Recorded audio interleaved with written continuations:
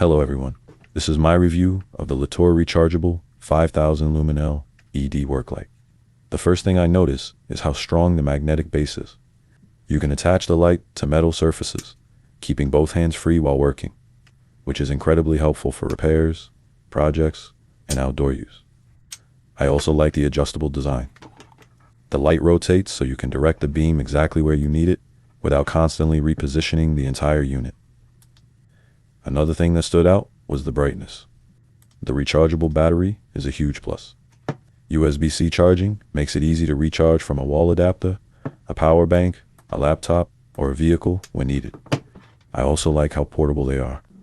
They're compact enough to keep in a toolbox, glove box, camper, or emergency kit without taking up much room.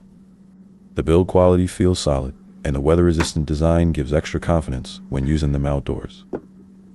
Overall, these lights are bright, convenient, and incredibly versatile. If you need a reliable, rechargeable work light for repairs, camping, grilling, emergencies, or everyday projects, these are definitely worth checking out. I highly recommend them, and I hope this review helps.